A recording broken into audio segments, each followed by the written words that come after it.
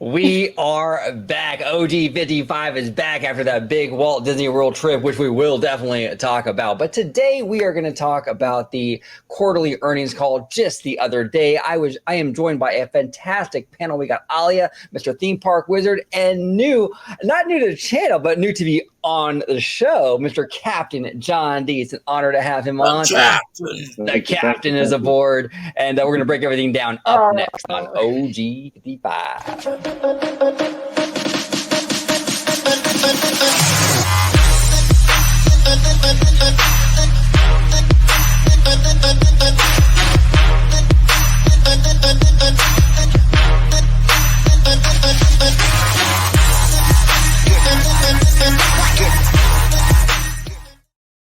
Welcome aboard to another episode of OG 55, where we're breaking down that quarterly earnings call the other day. It's going to be a great episode. But before we get started, I want to introduce my fantastic panel. I'm going to start with Mr. Cap'n John Dee, first time guest on the channel. Captain, welcome. It is an absolute honor to have you on, sir. Well, thank you. I appreciate it. Been a long time fan of the show, and I appreciate being on. Perfect. Yeah, absolutely. It's our pleasure, Captain. If you could let everybody at home know where they can find you on social media. Mainly Twitter. Twitter is my only thing I really post on. Captain JD73. I have a YouTube channel, but don't go there. It's very specific. I wouldn't really go there. So check him out on Twitter or X or whatever we call it now. X. There you go. X. Check him out. He is amazing. Love his insight, his humor. He's fantastic. And again, John, thank you so much for coming on. And right over here, we got Mr. Theme Park Wizard, Ethan. Welcome back to the channel, brother. That's me. Welcome. Oh, you can find me on Twitter/X at Park Wizard 1. Then you can find me on Instagram/Threads as Theme_Park_Wizard, and you can buy all my crap on themeparkwizard.shop for 65% a markup. There we go. And you need a reservation to purchase anything. It's really user friendly. And theme park admission as well. Perfect. Thank you, Mr. Wizard. And down below, we have the lovely Aliaa. Aloha. Welcome back, Aliaa. Thank you. And I'm on Twitter X. It's still twitter.com. So part of me stubborn. I'm still going to call you Twitter as long as you're twitter.com. But then I know now everything's changed to post and whatever. But anyway, and it's Aliaa Aloha. There we go. Aliaa Aloha. Aliaa Aloha, right down there. Check her out on Twitter X. Again, phenomenal insight on all things Walt Disney Company and amazing entertainment, news, everything. Aliaa is absolutely brilliant. So let's go ahead without further ado. Break down this quarterly earnings call. Right. This is kind of crazy. Now, I kind of went into this, to be completely honest with you. I kind of went into this call thinking, okay, this is going to be a total disaster because it was kind of feeling like that. Now, it wasn't great, but it wasn't I don't think it was the disaster that we were kind of expecting it to be. But some people were hoping it was going to be. Oh, Wizard getting spicy over here. Oh, no, you're absolutely right. I think there was a little bit of wishing in there for sure by some in our community. A little disappointment out there. But it says here, this is from Elizabeth Blair from the NPR. It says 6 takeaways from Disney's quarterly earnings call. It's not all magic in the kingdom of Disney. Overall revenue grew 4%, but like most media corporations, the Walt Disney Company is navigating the ebbs and flows of consumer behavior, cord cutting, and sluggish ad market, among other issues. In today's quarterly earnings report, CEO Bob Iger said he's still optimistic about the company's future. He identified 3 areas that he believes will drive future growth: movies, parks, cruises, streaming, direct-to-consumer. Okay, so the first thing we're going to discuss here is movies, okay? It says here, Disney did not have the hits this summer. Iger said the performance of its recent releases were, quote, disappointing, and we don't take that lightly, end quote. Still, he points to Disney's, quote, tremendous run over the last decade with such blockbusters as Avatar and Frozen. Disney has always known to exploit its robust intellectual property with TV spinoffs, character-driven merchandise, movie-themed rides in its parks, and the like. So, Aliaa, I'm going to start with you. So the movie segment of this call, what were your kind of thoughts, your musings in regards to the performance of the studio side of the company this quarter? He acknowledged that theatrically, for the most part, it was mixed. He was honest about that. Theatrical earnings, all of them except for last year. I mean, I know Avatar spilled over than did this year, but pretty much this year, the only big, huge hit was Guardians of the Galaxy Volume 3. And he acknowledged that. He wanted to applaud them. But everything else theatrically was either a break even or, unfortunately, a loss. But Disney does have the benefit of ancillary markets and merchandise and all that will be able to lift the tide for those movies. But yes, theatrically, he admits that there's concerns and with quality and with budget, which is something that anyone who's honest, who wants the best for Disney, they need to improve with movies. So. They do. The quality has definitely dipped, especially when you're talking like the MCU and stuff like that. I mean, the MCU was like top tier entertainment for the longest time, and once we started to get into like those Disney Plus shows like She-Hulk, and I didn't care for that show. Maybe some did, but a lot of these shows just didn't hit the same way a lot of this other stuff did leading up to Endgame. You know, it just really didn't. Ant-Man 3 really was like kind of mid. So I'm glad that Iger is focusing on quality again, because they definitely need to come back to that. But Captain John Dee, what are your thoughts, studio side, on this quarterly earnings call? I thought he addressed it pretty well. I think his first comment was that they didn't perform as expected, and we don't take it lightly. I think that was in reference to spending and the quality. So I thought it was great that he addressed that. I didn't like the fact that he went back 10 years. I mean, it's a little bit of a you didn't have to go back to Frozen for the positives, but for the most part, I thought it was good that he addressed it, and I think there might be some accountability down the road. Hopefully, we'll see that with Marvel and Lucasfilms. Pixar definitely as well. So yeah, I think the spending will come down. I think it has AI to. has something to do with it. Yeah.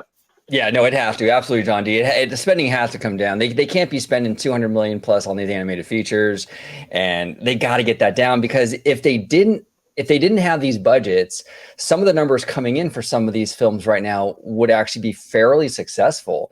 I know Elemental, they said, I believe, is now going to make a profit, which is a miracle, because it wasn't looking like it was gonna, but it's had some really good legs.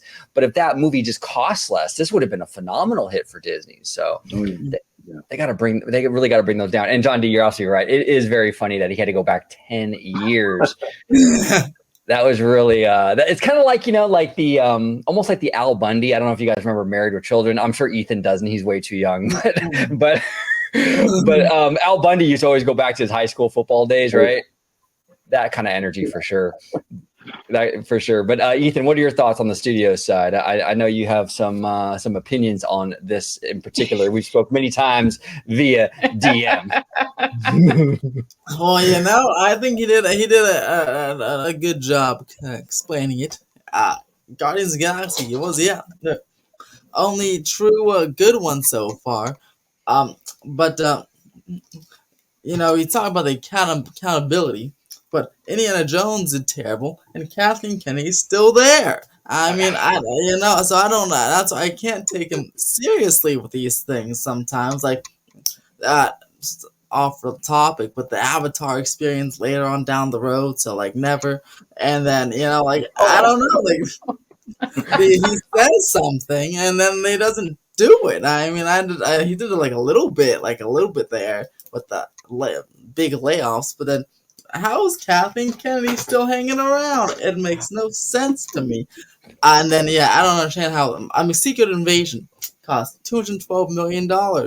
But if you watch the show, you're like, where'd it go? And that's almost as much as Captain America 4. I don't know who's spending what and where it's going. But I hope they rein it in, because otherwise they'll be losing money forever. It's going to the strip club or something. I tell you, these cameramen are having the time of their lives. It's pretty wild. But you're absolutely right, though, Ethan. In all seriousness, you're absolutely right about Bob Iger with the accountability thing. I mean, we saw it a little bit with Victoria Alonso. You know, he let her go, but we haven't really seen anything super significant. I mean, Lucasfilm, I think we all agree on this panel. Kennedy needs to go. She absolutely needs to go. And the fact that she's still hanging on after that massive flop of Indiana 5. I actually really liked Dial of Destiny too. I thought it was a really fun movie, but it just died a dog's death at the box office. But John D, what do you think about this Kennedy thing? Like, do you think, like, because we've been hearing rumors on social media, there's been scoops all over YouTube and what have you about like his I honestly think there's a higher chance Apple would buy Disney than her getting fired. we might be at that point. What do you think, Captain? Yeah, I think she deserves 3 more years. We have to give her the benefit. She'll probably get it at this point. I think they wait her out. I think they wait her out till the end of the contract, which is next year. I think they had the option to renew, I think, this summer, and they haven't yet. So I believe the writing's on the wall. I think the accountability is coming. Good, so good. It's just a matter of what movies are going to be greenlit, you know, during this whole process, during this strike as well. Well, if it's based on history, then nothing. So true. Very true, very true. Or maybe then they'll just get canceled or something will happen. Right. Well, scheduling conflicts and creative differences, you know, yada yada. We've heard it all before. But Aliaa, what are your thoughts on the Kennedy thing? Like, I mean, I know we talk on DM all the time about it, but like, you know, for the audience, where you stand with her?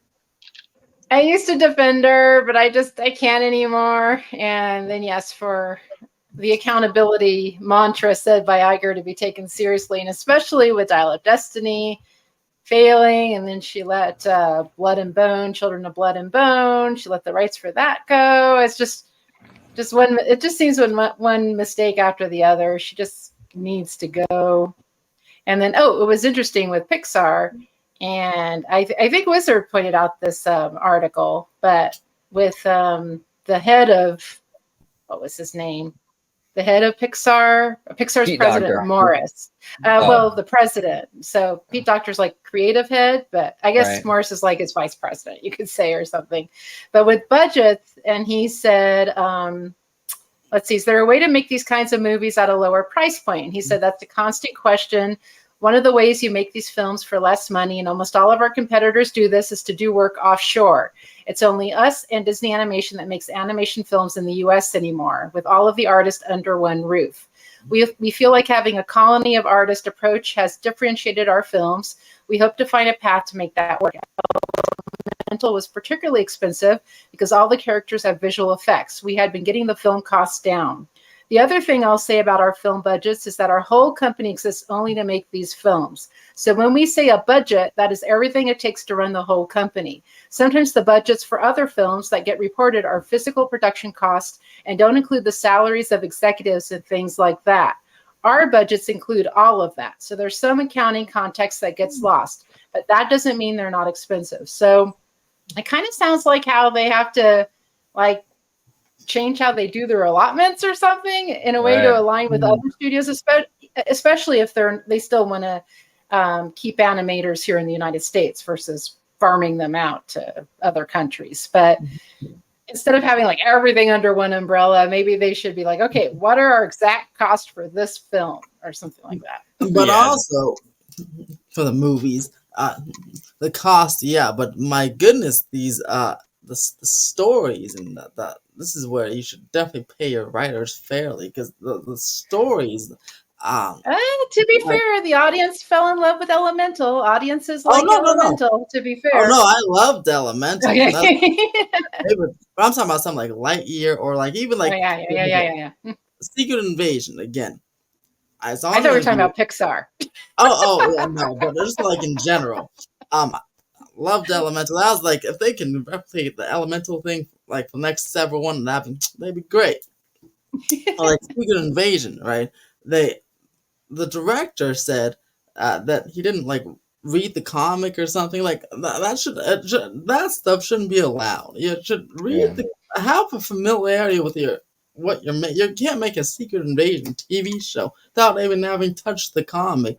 or like Multiverse of Madness, the Sam Raimi only saw like segments of WandaVision, so it didn't tie in. Like that should never be allowed. If I was agree. Yeah. No, I agree. I agree, Wizard. It's kind of like, when Disney Animation, when they tackle a movie like, say, Moana, they go to Polynesia, right? They surround themselves with the culture to kind of get a feel for what they're going to be.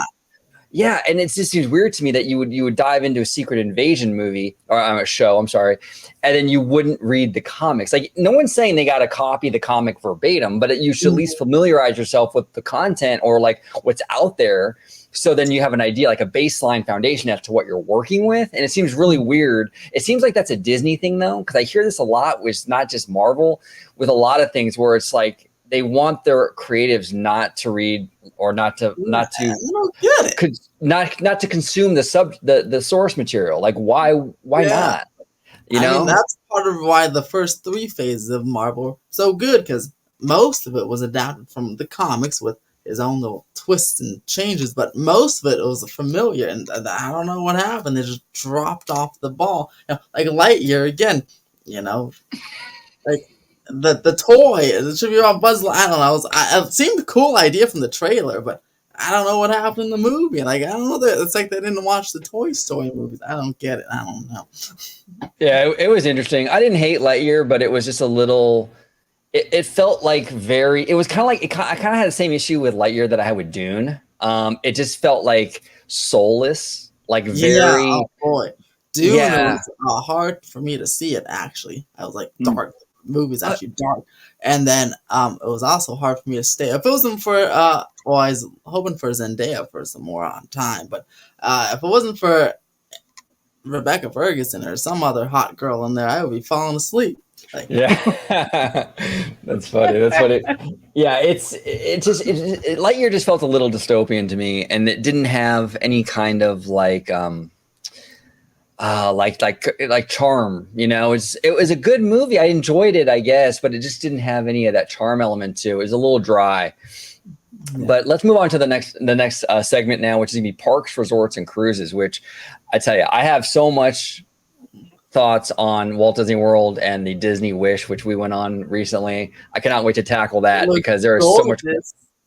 What was that? I'm sorry, Ethan. You said the pictures look gorgeous. Oh, I'm telling you, Castaway Cay is like breathtaking, heaven on earth, incredible. But it says here that overall revenues for Disney's theme parks and cruises increased 13% to $8.3 billion. Attendance at Walt Disney World, though, in Florida was down, but that was offset by increased attendance at his theme parks in Shanghai and Hong Kong.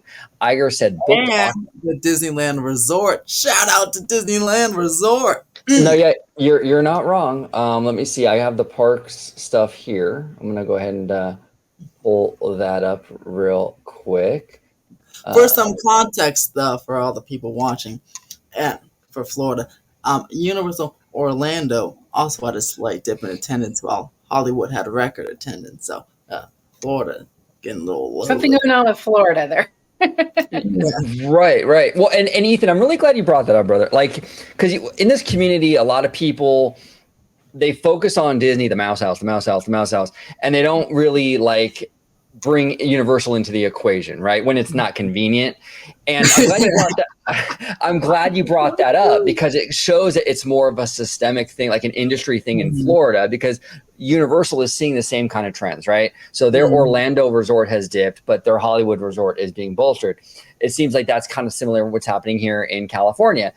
Disneyland Resort's going up and Walt Disney World is sort of dipping. So it seems like it's not so much a Disney issue as opposed to something going on with the Florida travel habits or something, so it's very interesting. Also, to Universal's credit here in California, I do believe there is a little bit of spillover for Super Nintendo World going into Disneyland. I think when people make a trip to California to check out Mario, they're probably going to go down the road and check out Disneyland too. So I think Disneyland is benefiting. It could be a once in a lifetime trip. Who knows where they're coming from? Might as well get it all done at once, Exactly, 100%. But it says here the domestic parks and experiences operating income decreased 13% versus the prior year due to lower results at our domestic parks and DVC, partially offset by an increase at the Disney Cruise Line. It says lower results at domestic parks and results was attributable to a decrease at Walt Disney World, primarily due to higher cost, inflation, and accelerated depreciation related to the planned closure of the Galactic Star Cruiser and lower volumes. Results at Disneyland were up modestly compared to the prior year quarter. So that's what Wizard was saying, is that, yeah, it was very, very soft at Disney World. And we've been seeing that, right? Like we've been seeing that sort of on social media. People have been saying it's slower, what have you. I was there, and John D, you were there recently as well. It has recently seemed to have picked up. At least when we were there, it felt a little. It wasn't packed, but it was busy. Would you kind of agree, John? Like recently? Yeah. I go every summer, and that week definitely felt normal to me. It didn't feel like what we were seeing on social media in the beginning of July, which could have been for a number of reasons. I know Florida across the board is down, according to some tourism stats, and also I think Iger mentioned that the FX rate, or the strong dollar, might be affecting international travel as well. That could be affecting it. So who knows what the reasons are, but I think there is a definite lower. It's trending lower for sure this year. Yeah, it's interesting. It's very, very interesting, and I'm very interested to see how this kind of all pans out now going into 2024 and 2025 with that big universe. Yeah.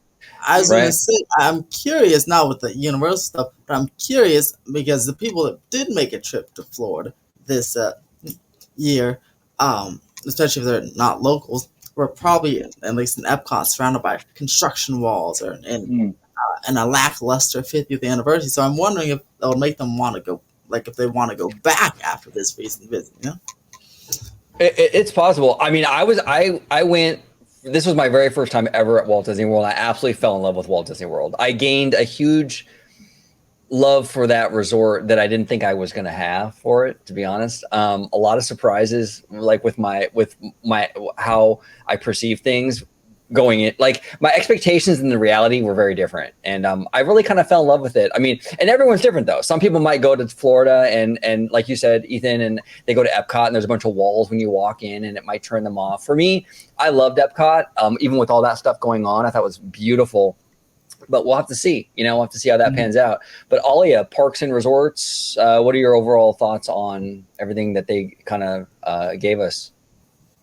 It seemed to parallel the results not long ago mentioned by Universal, by Comcast, for the Universal parks. International was strong, domestic not so much. So that shows again, an overall pattern for all theme parks, not just something specific with one company over the other sort of thing.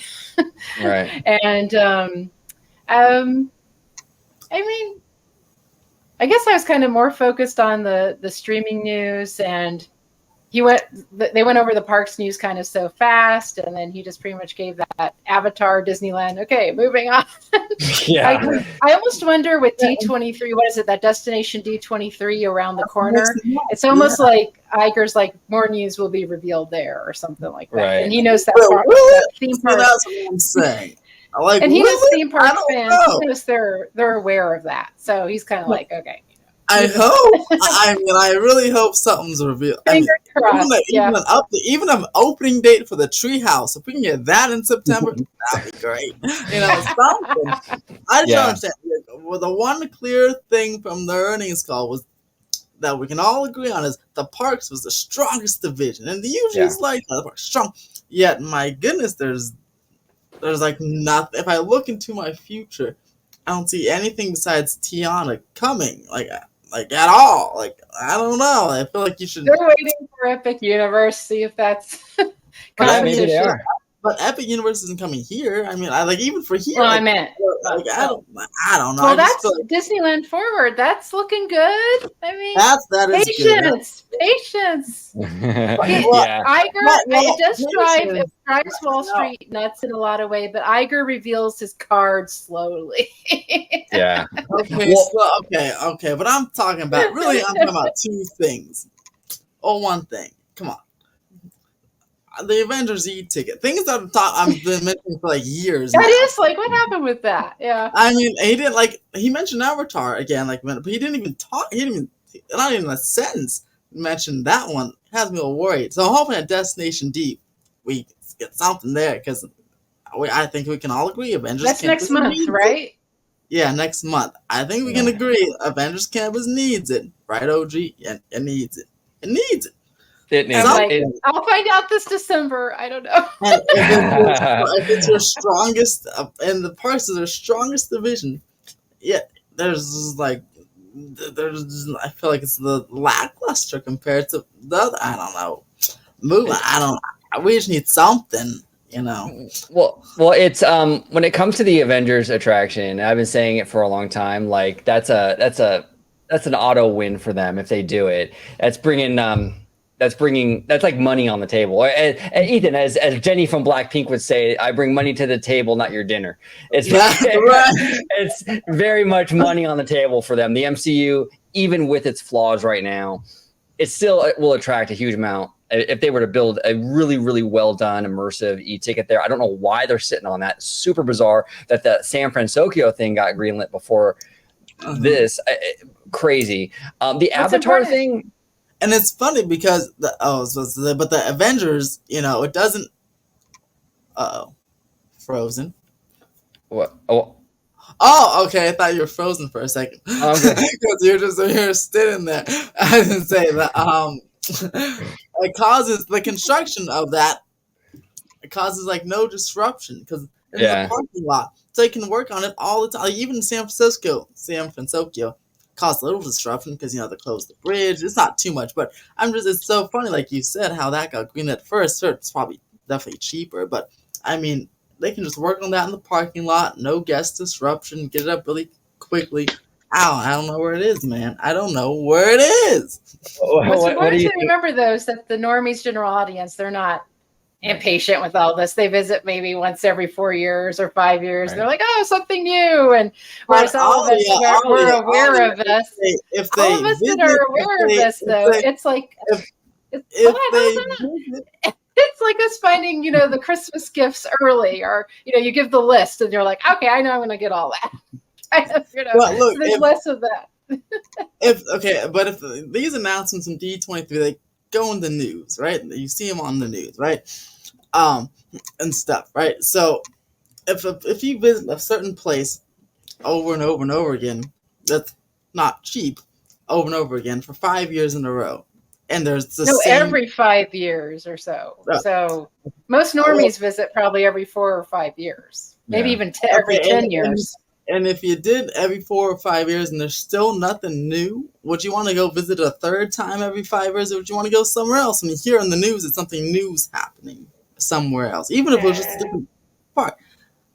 Yeah, I don't think it's like a huge big thing for normies or the general audience like it is for us. Okay, well, let me go for my normies. My normies, my friends who don't have Disney passes. Some live right across the street. They haven't been to Disney in a while. A couple of them said, why should I go to Disneyland's expensive and it's the same stuff, but I'm going to go to Six Flags to open a new coaster. I don't know, but I'm just saying, like, I know some people that are not part of this theme community have that thought of it's the same thing. Obviously Disney has a lot more stuff now, but like California Adventure, if they go to California Adventure, they'd be like, I don't know. I get the Google Trends newsletter, and they had top search theme parks, and the Disney ones are on top. So I don't know. A lot of things are anecdotal for us. But I'm saying the thought is certainly there. Even if you go to that's anecdotal for you. You don't know that. Yeah. Look, Captain John, what do you think? I'm talking about even between Disney parks. Someone may not visit California Adventure because they went and they didn't like it, or they saw it and there's nothing new, but some Mickey and Minnie's came to Disneyland, so they only go to Disneyland. Even if it's between different Disney parks, I know that I'm telling you, the thought is there. What do you think, Captain? I can only speak for Walt Disney World because I've never been to Disneyland, but I can say that we go 3 to 4 times a year, and there's some years where we don't get on a ride because there's just so much to do. And OG, that you visited recently, I'm sure you did not go on every single ride, right? No, Oh no way. not even close. Yeah. Yeah, no, it's incredible. It's an incredible place. Yeah, no, yeah, I'm I'm the same. I'm the same way. My visitation habits are a little different because I am so local and I go so frequent. But there's many times I go to Disneyland Resort, I don't go on a single ride.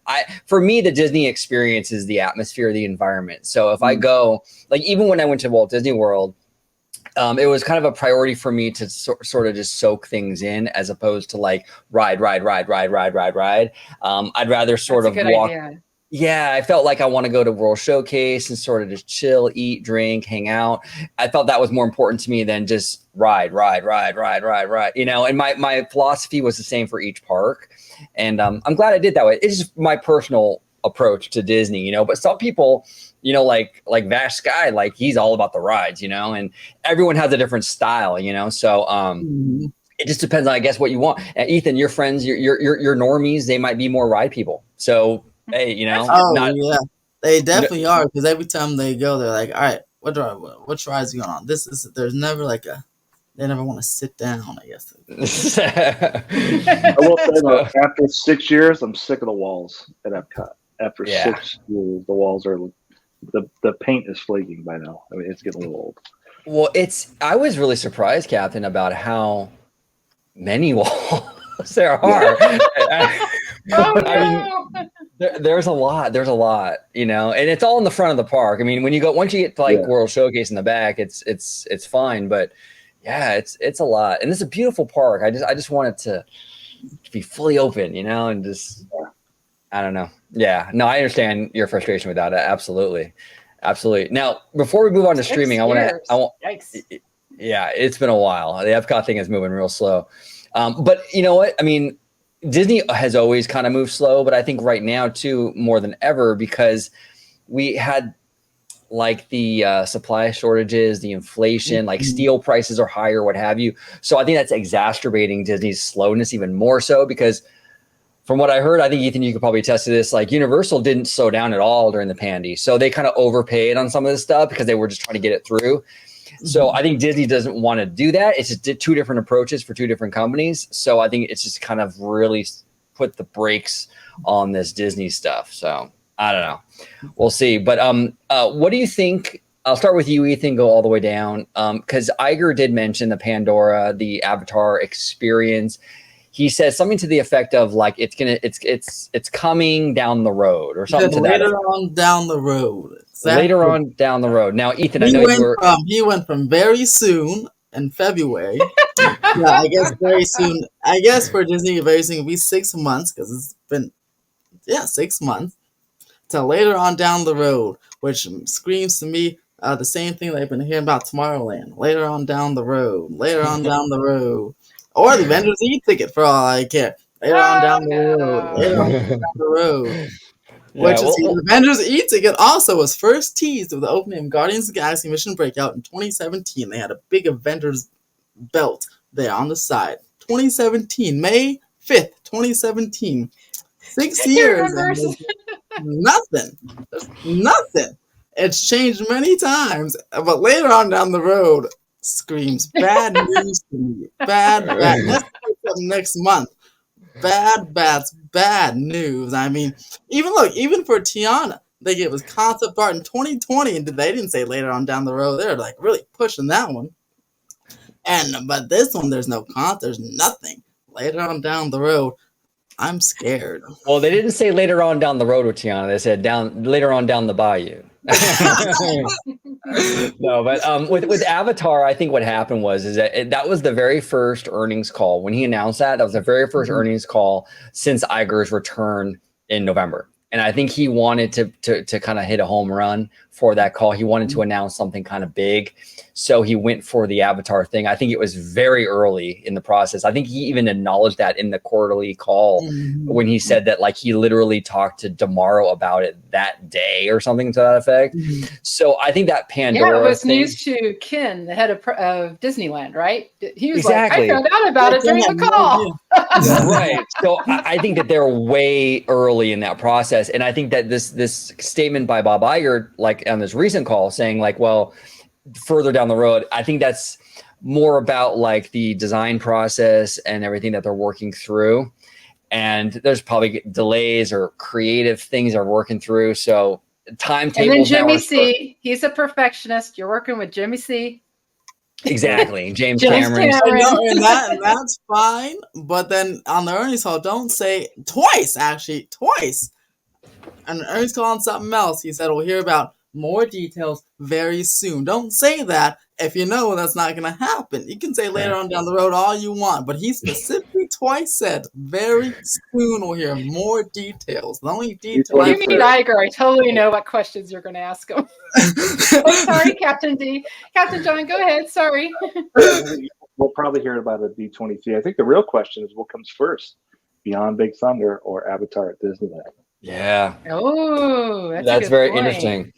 And I will say, after experiencing Pandora at Animal Kingdom, my God, this thing, the pictures, I was actually getting really frustrated because I was going through this land and I'm taking pictures and I'm sending it to like my mom and my family and everything, right? And I was getting frustrated because what's in front of me is so much more incredible than what the picture can actually depict. Oh, wow. I mean, it is, and John, you can, I'm sure you can kind of, incredible, right? It's amazing. It's a land that you can go in and just sit there for hours. That sounds wonderful. You got to see it at night, right? No, the park closes too early. Dang it. Right. Yeah. Well, hey, when we go back, hopefully we'll be able to see it at night. Absolutely. So yeah, hopefully they bring something like that here to Disneyland because that will be incredible. But let's move on to Aliaa's favorite segment, streaming. It says here, revenues for Disney's direct-to-consumer offerings like D+, ESPN Plus, and Hulu increased 9% to $5.5 billion. Driving revenue wasn't necessarily subscription growth, but rather increased prices. Disney has increased the price of Disney Plus subscription before, and it plans to do so again. Iger said the last time they raised prices, they didn't see a significant churn or loss of subs, which was heartening. Aliaa, I'll start with you. What are your thoughts on the streaming news we got on this earnings call? It wasn't like spectacular, but in a lot of ways it wasn't bad. And yes, Jack Tweets 44. He's like a good moderate in the middle. He does admit he's a fan of Disney, but he's very fair to all companies. And he did point this great point about ARPU. And yes, if Wall Street still cared about subscriber numbers, that would have been bad news, but they care more now about ARPU. And yes, in the United States, they did lose 300,000 subscribers, but the ARPU for the United States did increase. And disingenuous people focus too much on the subscriber numbers, and then they don't give the whole truth. They kind of give the impression they're all from the United States when they're not. They're from Asia. Disney Hotstar, so specifically India, but it wasn't too bad of news. And stock was up today, not huge amount, but it was up today. So Wall Street's like, not bad, but do more. Right, exactly. Oh, I got a lot of heat from I made a tweet today. I made a tweet today, like, because it was up like $4 a stock. It did really well, and considering what it's been doing lately, that was really good. A lot of people were like saying like, oh, it doesn't matter, it's down 30% for the year. I'm like, yeah, but you got to start somewhere. Like when you take a road trip, you got to pull out the driveway first. Like, can we just have one good day, fam? Can we just have one good day? But especially if you're a Disney fan, yeah. Yeah, I get it. Like Disney is not where it should be. Absolutely. I can totally concede that. But I agree with that too. Yeah. Let's at least count the blessings a little bit. But I'm going to read Jack's tweet here to kind of hammer home what you were saying, Aliaa. Secondly, Disney Plus Hotstar was the sole reason for the mass exodus of the 12 million subs, which is actually a good thing. It decreases Disney's reliance on lower ARPU customers who are subscribed in Hotstar markets purely for the low elsewhere IPL rights. Yeah, and that those Hotstar subscribers, like in India and stuff, they paid like next to nothing for that subscription. It's like Disney, $1, right? It was something like that. Yeah, it was. It was an insanely low amount, so they weren't making any money on them. It made the subscriber count look good, but if you're not making any money, it's like YouTube. If I have a bajillion subscribers, but every video I make, I only get 12 views, what good is it? You know, That's a good doesn't point. really matter. Yeah. It doesn't really matter. But Captain John Dee, what are your thoughts on the streaming news? I thought like Ali said, the subscribers to me, the numbers to me are irrelevant. I think the India losses were expected. I don't think that's really shocking. They didn't lose that many subscribers in the core. I think they call it the core. I think it's the North American market. They didn't lose that many, so I don't think it's a big deal. The problem for me going forward with Disney Plus is what are they going to do with content? Because didn't Iger say they're going to slow down producing content for more quality content? But what are they going to put on Disney Plus, and how is that going to work with Hulu once they make that purchase? So it'll be interesting down the road to see what they do with it. But I think the real battle is long-term content. Because right now, for me, and I know I've talked about on Twitter, is there's really nothing for me to watch on Disney Plus. Nothing new. Yeah, no, I'm with you, John, on that. I mean, I watch Disney Plus, but I always dip into like the old school stuff. I'm a nerd like with the Disney stuff, so I'll sit down and watch Pollyanna, you know. But it's like the normies aren't really doing that though, you know. So yeah, and that's the thing. He said they're going to slow it down. They're going to focus on quality. That's fantastic. But you know, content takes 3-4 years to make. So what are we going to do in the meantime, right? It's kind of like it's going to be rough. Mr. Theme Park Wizard. Oh, go ahead, John. I'm sorry. No, I've heard rumors that a lot of studios are going to be buying content from overseas, possibly to put on their streaming platforms during the strike to compensate for the strike. So who knows what they'll bring over? But like I said, it's a barren desert for me. I touch on some of the old cool stuff as well. I think it's great. But what's new out there? You can only watch Guardians of the Galaxy 3 once. You can only watch Avatar 2 a couple times. So it's rough. Netflix has the market, in my opinion, for sure. Absolutely. 100% agree. And Mr. Wizard, what are your thoughts on streaming? You know, it's pretty cool. Let's see. It would be great, and I know it's coming to happen sooner than later, but boy, if Hulu was just a tab in Disney Plus, oh, that'd be amazing. Then I can watch. I can't wait for that. But let's see, $13.90. So it's up $3 increase. Not too bad. And the quality, I'm looking for good quality too. It'd be nice to have a good quality Marvel show again. Fingers crossed we might have one. Loki season 2 looks pretty good, promising so far. The first season was chef's kiss, so I'm hopeful for that. But I don't know. The captain, he's right. I mean, also I have High School Musical, the series, but that's the final season, and so when I'm done with that this weekend, that's like it. I do the annual option though, so that's why I just have it for a year. But I have to see how much the annual option will be this year, and I have 9 people on my account there. So Ethan, he's paying for his whole neighborhood after you. So I'll have to see how much that is, and if it's not too bad, then if it's too expensive, then 9 people will be a little disappointed. Iger was thinking of you, and he mentioned that. Yeah. So if he cracks down the password for me, he'll make a few $100 off. Just profile alone. But I'm hoping for some good quality Marvel content and Star Wars content. I'm hoping Ahsoka will be pretty decent. Later on this month, but besides the Marvel and Star Wars, I don't know. I wouldn't have it if it wasn't for those guys. So. Yeah, well, in the past, the locking down like the password stuff is really interesting because Netflix did this recently to much success. Actually, like Netflix said, like it really did help their numbers and everything like that. Mm-hmm. So Disney saw that and they're like, okay, we're going to jump on that train. I think they said they're going to start doing that in 2024. Which is funny because Netflix, they did that. And I was like, oh gosh, I have to start paying for Netflix now. But they never got me. I'm still on my mom's account. She's in all the way in West LA, so fingers crossed. You just said it on a video, so they're going to get you now. No, So Mr. Sorrento, he's gonna get me.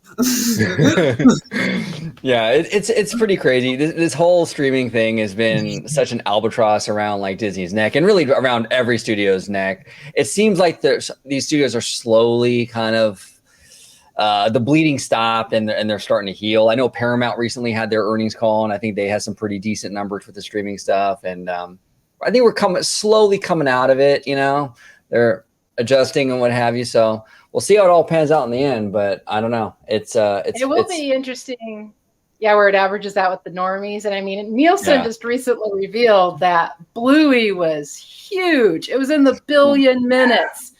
Bluey. So, I mean, none of us talked about Bluey, but Nielsen showed normies are into Bluey. And with numbers that huge, adults were watching Bluey. So wow.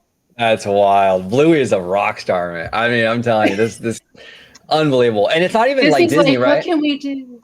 Right. It's ABC, not Disney ABC. It's Australian Broadcasting Channel or something, kids, and BBC. But Disney's courting them. Disney is like, hey, we're partners still, right? Yeah.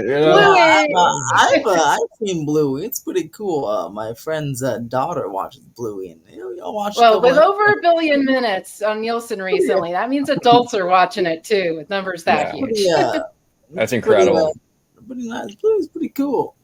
Pretty nice. Cool, so that goes to show you how shocking and surprising normies are, and none of us mentioned Bluey. So just something to keep in mind. It'll be interesting where this falls with them. You know how this averages out.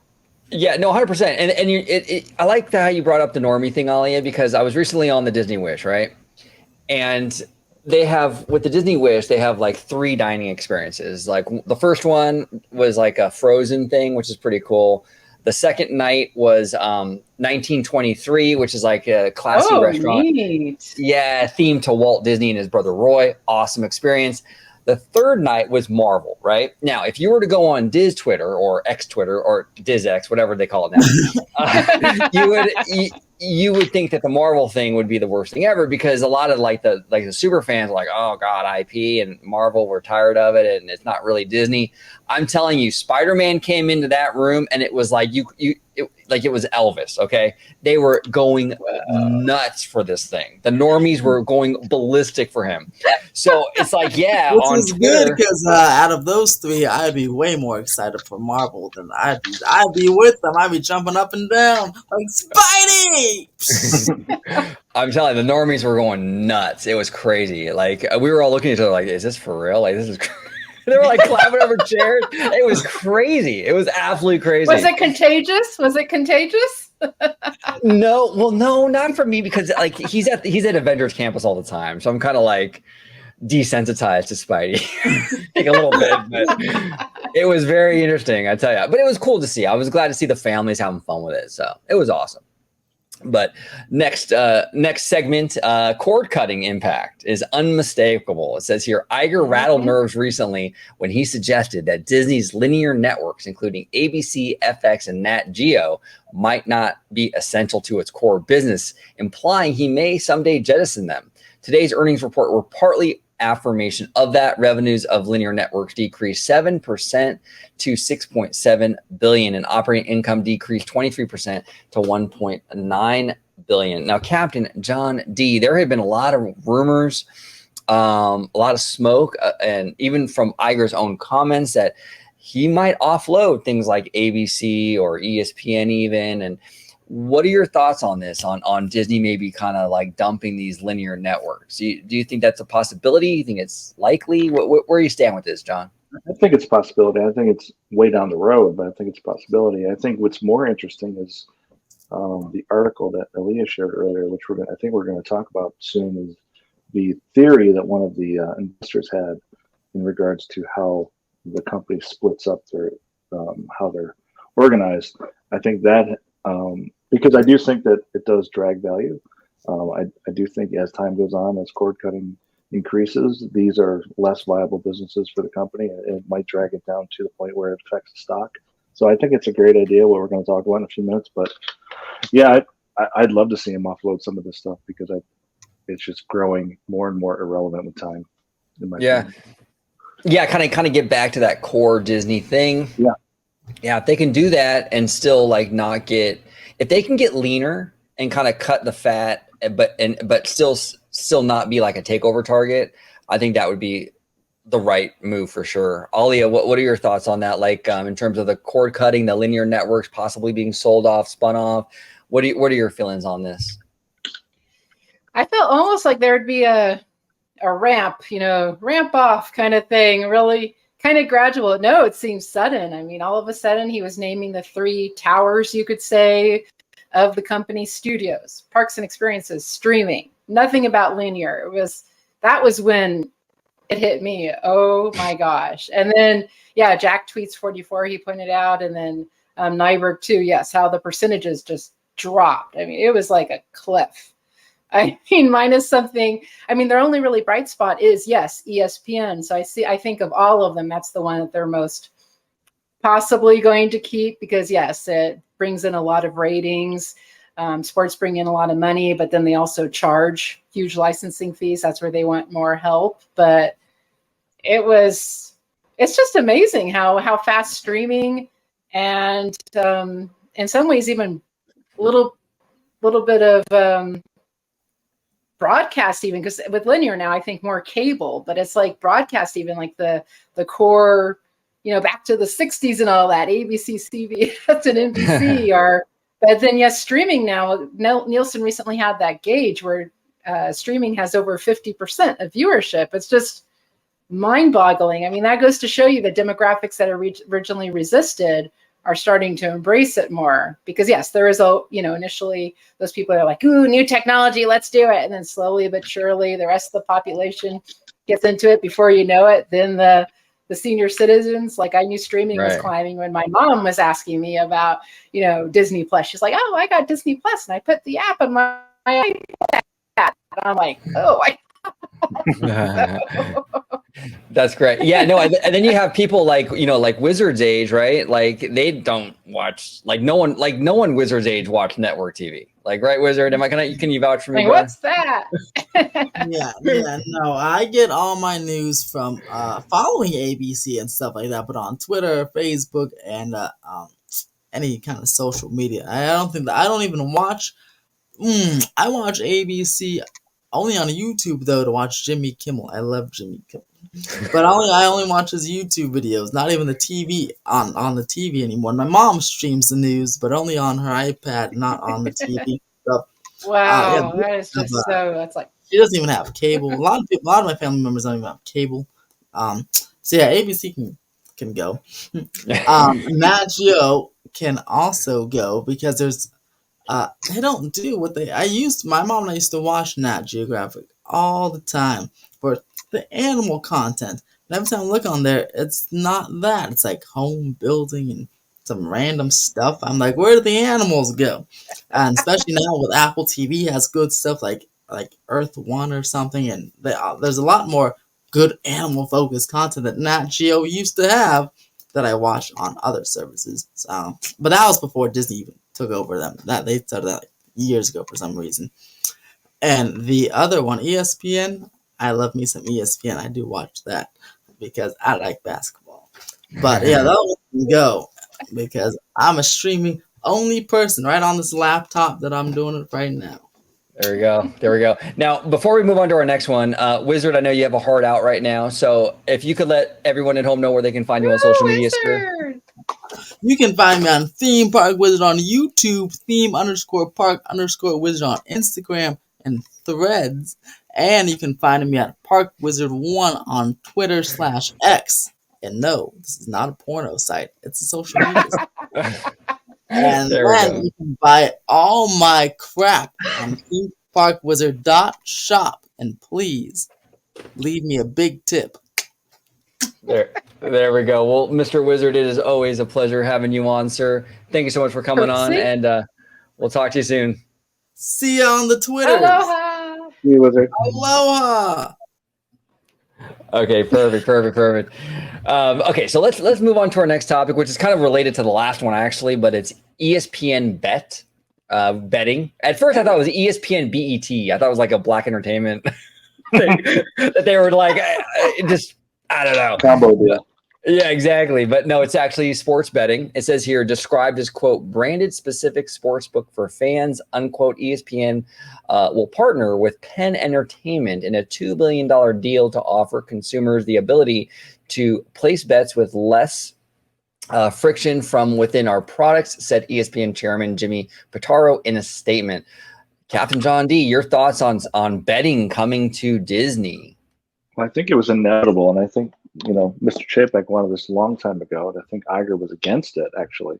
But I'm glad to see it happening for the current company. I'm obviously against it for the old Disney values. It doesn't really line up with the old Disney, but in terms of a good business move, I think it's great. I think Penn's a good company. I think that the sale of DraftKings a few months ago, or was it last month? I forgot.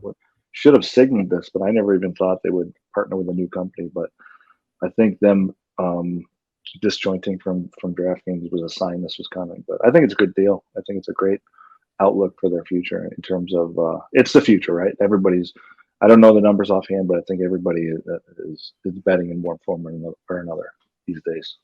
Absolutely, and I agree with you, John. I think that this is something that should have come a long time ago, and I'm glad it is coming. I know a lot of Disney fans get kind of nervous, right? Like this not like super family friendly stuff, like kind of entering the mouse house. And my whole thing is like if Disney's gonna acquire things, right? Like if you're gonna acquire Marvel or you're gonna acquire like say Fox, you can't go in there and try to change the product. Like for example, like just because Disney bought Fox doesn't mean that now we should do a G-rated Deadpool. Like you have to respect the material, so you have to keep it R-rated. That's what consumers expect, and it's kind of the same with sports. Like sports fans expect this kind of stuff, right? So just because Disney owns ESPN, I don't think they should force Disney's values on that sports community. It's unfair. Now, if they don't want to do it at all, then don't buy ESPN, right? Don't own ESPN. But if you're going to be in bed with the sports thing, then you got to do what the sports thing does. And you got to get into this betting stuff. And I think it's a good idea. It's a good revenue stream for the company. Yeah, I'm all in. I mean, we've done a lot of videos on it. And I've been really supportive of it. Like you, John, I think I mean, if they were to start adding like slot machines on like the Disney cruise lines or something, that's a little tacky, no go there for sure. But under the ESPN branding, which most normies don't even know Disney owns, like I was talking to a coworker the other day about like ESPN, and I told her like, yeah, Disney's owned ESPN for like forever, since like 95, I think. And she was like, what? Like the normies have no idea that's even connected to Disney. A lot of them don't. So I don't think it's going to cause any brand damage necessarily. And as long as they keep it in that little ESPN under that umbrella, I think we're good. But Aliaa, what are your thoughts? Sports betting coming to ESPN. Doesn't bother me. This is where I feel I don't know, like, am I like from another planet or something? Because I'm not understanding controversy. Because the lottery, huge. We've seen recently Powerball, the Powerball end result, and then Mega Millions recently, the end result, huge. I keep an eye on Google Trending because yes, I like to know that's the best way kind of to find out what normies are thinking, and both the top trending item for the day or whatever, Powerball, Mega Millions. And then where I reside, there's Native American casinos nearby. And they're yes, there's the casino area, but then they have like concerts, and then they have restaurants, and families go there, and they make it kind of like a little mini staycation resort with the family. So I don't know, observing all that, I personally don't see what's like about it. It's not like how gambling was 30 years ago or more. It's a different world with it. And then also though too, it's not like if there's issues, there's not like a loan shark's going to come after you. If anything, it'll be like if you're renting furniture and those kind of things. I mean, if you want to call them loan sharks, fine. But I've heard people say, like, what, is Disney now going to send loan sharks to beat people up? It's like, okay, come on. Now you're being disingenuous. That's crazy. Yeah, I never really understood the whole like gambling thing. Like a lot of people are like, oh, it's like such a morally corrupt thing. Why would Disney do this? I never really understood that. And it's just gambling. Like it's not like Disney's like, gonna have like, strip clubs or something. Like, I mean, it's just, you're just betting on sports games. Like, I don't understand why that's like so like, oh my God, like I'm with you, Aliaa. I feel like I'm on another planet. I don't really see the controversy. It's not the worst thing in the world. So I don't know. I think this is where it touches with that nostalgia, and how I think this is where when people are, Disney's my emotional support animal. It's like, remember, they're a corporation. They are not your emotional support animal. So. Yeah. No, I know. Oh, I know. A lot of the Diz adults struggle with that every day, Aliaa. They struggle with that every day. So before I get myself in trouble and get myself canceled, let's move on to our next I'll just topic. be canceled with you. Captain John's like, not me. Yeah. Oh my gosh. Okay, so this is the article that actually John Dee you mentioned earlier, and this is Aliaa. Thank you for this. This is actually fascinating stuff. No, you're welcome.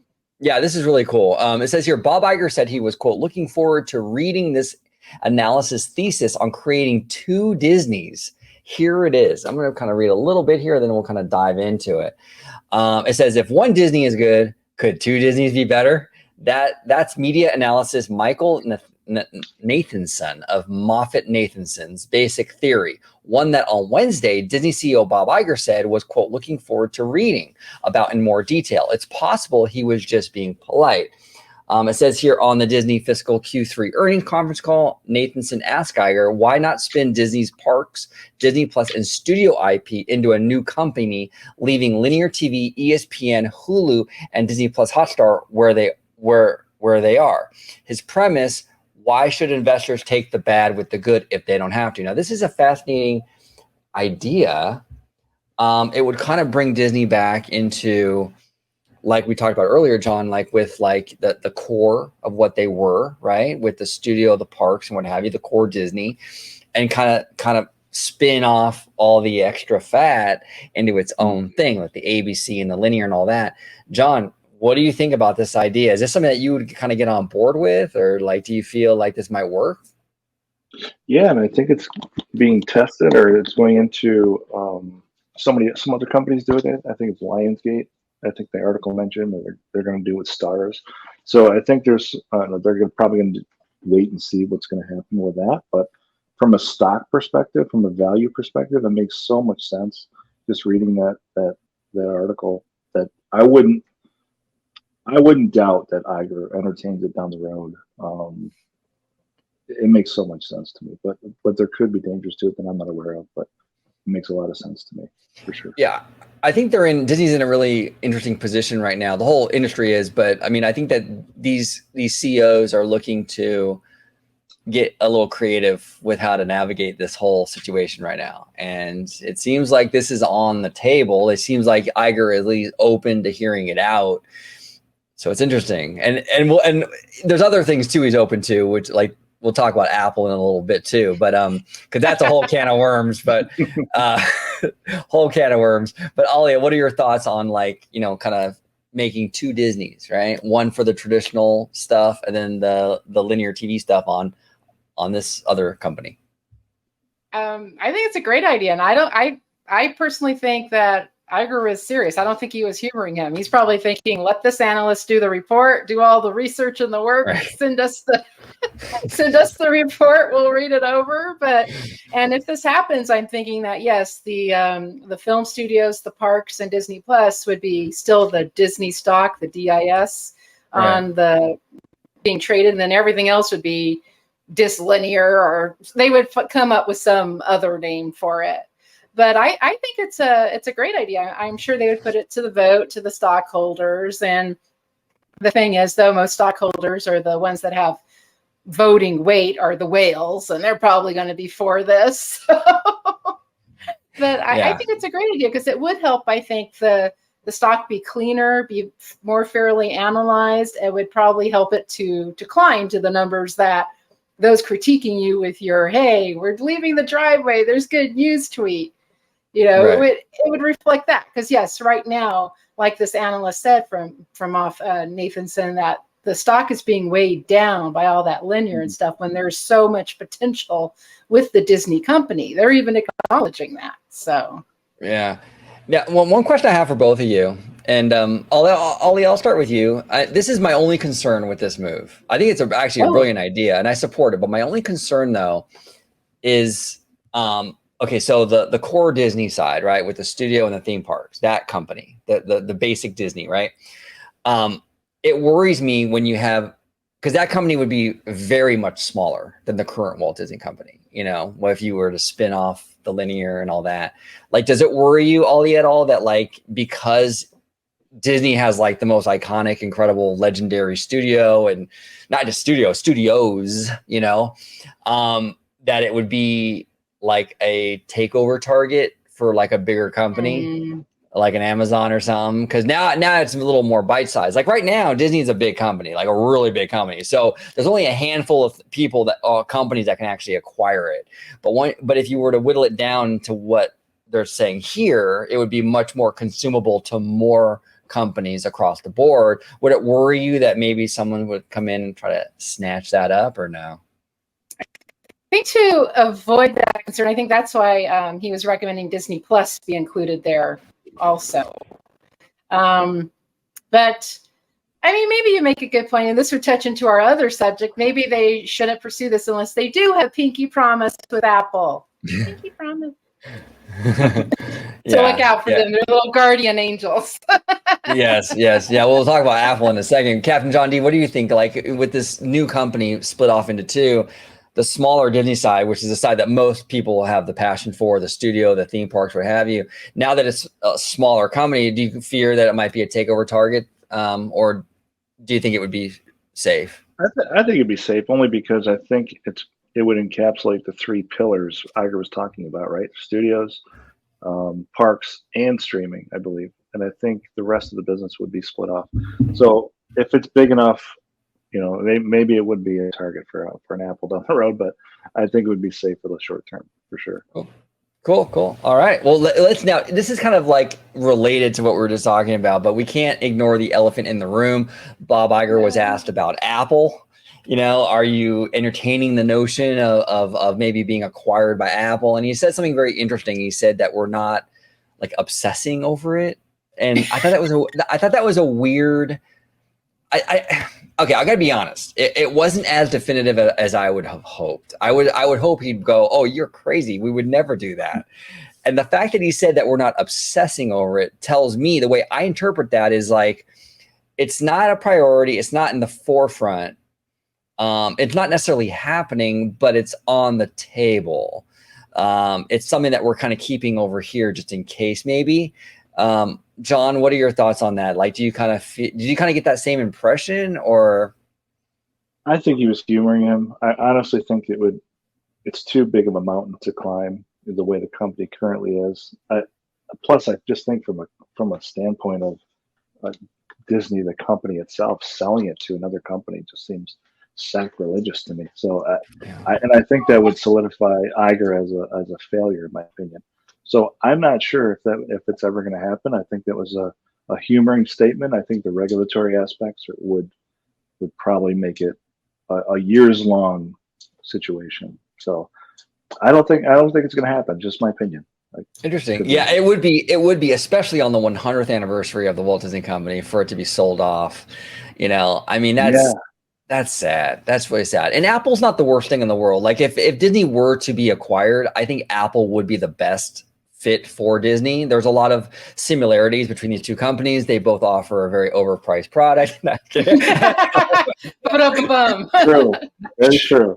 Yeah, no, but in all seriousness, I mean, Apple is very protective of their brand, right? And Disney is very similar to like that. I could see how they're very how that marriage would work, you know, for sure. I think Apple would take care of Disney. I really do believe that, but I mean, I would prefer Disney to remain an independent studio. It's the only independent studio left, actually. They've all been swallowed up and acquired and reacquired like multiple times already. But Aliaa, what are your thoughts? I mean, do you think this is? I know your thoughts, but I want to make sure we share with the audience. What are your thoughts on the Apple possibility of acquiring the Walt Disney Company? I think it's only going to happen if Disney's in danger of dissolving, crumbling, a hostile takeover. I truly believe that the companies have a pinky promise with each other, that Apple will be the white knight, saving Disney damsel in distress if anything looks really bad, and because the connection relationship between Iger and Jobs was pretty close. And then he was on the board. And then even recently, Iger was at that event where they part of that Vision Pro. It's just because it's a pinky promise and it's so gray. They can't really say anything definitive because number one, it's an earnings call. You got to be careful what you say because of the SEC. But I don't know. They just kind of. I also got the feeling because the trades are unofficial PR for the studios. I just kind of got the feeling Iger was just kind of like, wasn't that article enough for you? Why are you asking me this question? It's so annoying. Right. You're putting me on the spot, especially the SEC listening. with the SEC listening, hold on one second. I gotta drop for that, Aliaa. Hold on. With the SEC, I gotta drop for that. I'll give it to you right now. Give me 1 second. Security Exchange Commission. Right. Okay, so they're watching, right? What you gonna do? There you go. No, you're right. I think that maybe that would be like the kind of the break glass in case of emergency situation. I think that Disney and Apple have had a really good relationship over the years. Bob Iger was on the Apple board for a long time, up until I think 2019, I believe it was when they started Disney Plus or something. Disney Plus. Yeah, they're going to be competitors with Apple Plus and Disney Plus or something. Yeah. Exactly. So I think that would be an option, but I think you're right, John. Like, I think that would be like that would destroy Iger's legacy. Like one of the last great like American companies now. It's been independent for 100 years. Like he took it down and now it's a subsidiary of a tech company. Like that's huge. And that would really, his name would be mud forever. Like it would just be, so I mean, if it has to happen, fine. But I mean, yeah, if they can avoid it, definitely don't do it. I think he wants to avoid it. It is kind of like, why was that? Because again, the trades are unofficial PR. Why was that kind of leaked or done to the trades? I'm wondering what the ulterior motive was, unless it is because things are kind of looking shaky. It was a neon sign to other companies, leave Disney alone. Apple is behind them, arms crossed, ready to protect the company if needed. Yeah, no, exactly. It's interesting. I'm telling you, it's a crazy time to be a Disney fan. It's not even like from like the park side. Like usually, like when I started this channel in 2016, a lot of the content in those early years were about like the projects, like Galaxy's Edge and what have you. But like it seems like right now, the drama, the soap opera is more about the corporate stuff, like the acquisitions, the spinoffs and all that stuff. And like the new season of Succession. Exactly. It's exactly what it is. Oh, and that's a whole nother thing, like with the Succession thing, like who's going to get that job? Oh, you know what? Actually, before we go, I want to ask you both one more thing. No one asked him about the Tom Staggs, Kevin Mayer thing. And I want to ask both of you. I'll start with you, John. So I was actually at Disney World when this news broke, and I was absolutely going crazy over it. So, yeah, I mean, this is fantastic. So I guess Tom Staggs and Kevin Mayer have come in to be consultants for the Walt Disney Company. Now, this is huge because both of these men are on the short list to become the CEO. Now, I've always ranked their chances kind of low on that list just because they're outsiders. I always felt like Dana Walden, it was kind of hers to lose. But with Bob Iger coming in, I mean, with Bob Iger going outside the company, asking Tom and Kevin to come in and to consult, it sort of seems like these guys have been elevated within Disney. And Bob Iger is really like thinking like, I don't know. That's kind of my impression. But John, what do you think in terms of like bringing them in? You think this kind of elevates them in terms of like maybe the chances of becoming the next CEO? Maybe not. Maybe it just is a consulting thing and that'll start and stop there. What are your thoughts on it? I think if it's just a consulting thing, it's the biggest tease I've ever seen. Like that's the worst. It's akin with, I don't want to say it, but let's just say that. I can exit temporarily. Yeah, I'll come back. I was very convinced that Dana Walden would be the next CEO. I think Mr. Josh Tomorrow has zero chance, rightfully so. So when this news broke, I was equally very, very pleasantly surprised. A little concerned that it was only a consulting deal for the TV side. At least that's what was announced. But you never know. I think it's fantastic that they're back in the mix in some fashion, and I think it does lead to the potential. They're working together, and what else can you say? That the three of them are back working together, and it potentially could lead to one of them or both of them being elevated to possibly CEO, CFO. I think it's fantastic. Yeah, me too. Who knows? Yeah, what are your thoughts, Aliaa? Tom Staggs, Kevin Meyer, back in the building. Trying to stay in the present. I keep telling myself, okay, just right now, just day by day with that news. Although a big sign that things are looking promising is if Disney does buy Candle Media. That'll be a huge sign that things are looking good for both of them. I was also shocked because although they always said things were pretty good between, it's kind of maybe a little tense. Things were okay-ish between Meyer and Iger. People were like saying that things like Staggs and Iger hated each other, or it was really tense and negative. And then yet here's Staggs there too. So, when you back up the money truck, hearts heal, miracles can happen. There you go. Well, it's like the old rich guy that gets like the hot woman at like she's 25 and he's like 72. Money talks, right? But but if it was Dana's idea to reach out to them, then she still might be in the lead because Iger would be like, "Wow, okay, yeah, that's a good idea. I should reach out to these guys." Yeah. But let's say she was tossing out ideas and Iger's like, "No, I'm going to call these guys." Then it doesn't look good for her. But it'll be more definitive if Disney buys Candle Media. That's for sure. Well, here's kind of a curveball. We just talked about Disney going into two different companies, right? So you have the traditional Disney, and then you have like the TV Disney over here. What if? Because John was saying like they brought Staggs and Meyer in to do the TV stuff. If Disney splits off those two companies, maybe Staggs and Meyer, maybe that company merges with Candle Media.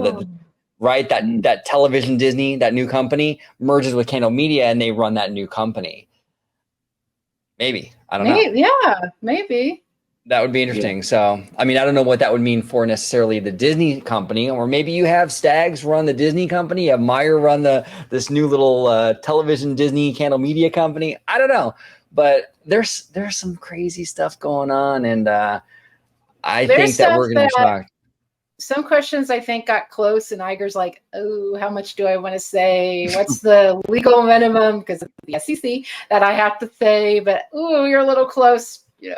Back off. That's kind of like the impression I got with some of his answers. Yeah, exactly. Yeah, that SCC. Right. They're listening. But I want to thank you both so much for coming on, John Dee. It was awesome having you on, John. Thank you. We got to do his whole thing, his intro and everything. Oh, we will. Actually, I'm gonna close with that because we cannot have John Dee on here without the intro. There's no way. But John, as always, it's always great to hear from you. Always great to have you on the channel, sir. If you could let everybody home know where they can find you on social media, sir. Yeah, just find me on X at Captain JD73. Yes, and I will be linking his X account down below, so make it nice and easy. Definitely follow this man. He is awesome. We love Cap'n John Dee. He's family here on the channel. And we got Aliaa Aloha down below. If you could let everybody at home know where they can find you, Aliaa, on X. Well, I'm going to say it's still twitter.com. I'm stubborn. So as long as it's still twitter.com, I'm going to stay on Twitter. And it's Aliaa Aloha. And, there we go. I kind of feel like I'm rarer tweeting, but once I do things like this, I try to increase the amount of tweets I do. So. Cool. Yeah, check her out. Aliaa is absolutely brilliant. Absolutely brilliant. She finds these articles and these pieces of information that I'm like, wow, like you always blow my mind with this stuff. So check her out on Twitter. She's a phenomenal follow. And so is Mr. Cap'n John Dee. So I want to thank everybody at home for watching this episode of OG 55 as we talked a little bit about this quarterly earnings call, the rumors, speculation, all that good stuff. Very, very interesting stuff happening right now at the Walt Disney Company. So as fans, we're just going to sit back and enjoy the ride. But comment down below. We are officially back. You're going to be seeing much more content here on the channel now that I am back from Walt Disney World. So it's back. We're open for business again. Thank you so much for watching. And as always, have a wonderful, wonderful day.